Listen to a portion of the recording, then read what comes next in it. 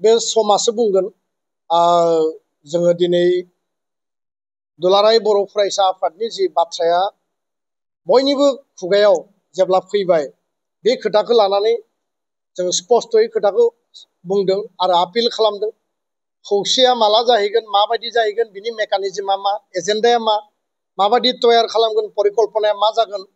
मोननै दोलोआ बेखौ निर्धारन खालामनांगोन आरो निर्धारन खालायगोन ना खालाया खालायोबा माबायदि खालामगोन बिथांमोननि सायाव आं दहायनो बुंदों आफादफ्रा मोखां नायनानै दङ रायजो राजाया मोखां नायनानै दङ आरो दुलाराय बर' फरायसा आफादा जोङो अपेन हार्टजों जों आपिल खालामदों जे बबेबा बिन्दोआव जोङो आल'सनाखौ सावरायनायखौ जोङो खालामफिननो हायो नामा बा खालामफिननाया मोजां होननानै जोङो आपिल खालामदों गोजोन्थों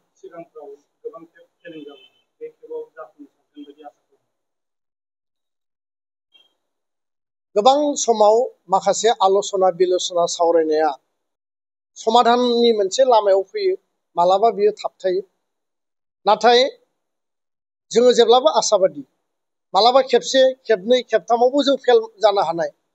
किन्तु जेला जोङो गोसो गोरबोजों बयबो आवगायबोनानै सावरायगोन बिनि फिथाइखौ जोङो मोननायनिबो लामा थायो दा बेखायनो थांनाय समफ्राव खनसे नङा खननै नङा खनथाम गवायाव दिल्लीयाव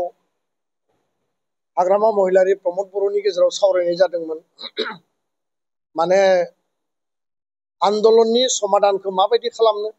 राजखान्थियारि थासारिफोरखौ जों बोरै आवगायलांनो 2017-18 सावरायनाय जादों बिनि उनाव 2021आव सावरायनाय जादों 2024आव सावरायनाय जाबाय आरो दिनै 2025नि जुलाइ दान मिजिंथियो जे उननि जि सावरायनाय उननि जि आल'सना जुदि जायोब्ला जों जिखौ आपिल खालामदों रायजो राजाया जिखौ आपिल खालामदों बे सावरायनाया जाहाथे फिथाइ गोनां जायो आरो बे फिथाइया हारिनि सार्थआव जायो जों बेखौनो मिजिंथियो बेयाव जागोन आरो जायानि खुनु फर्मुला गैया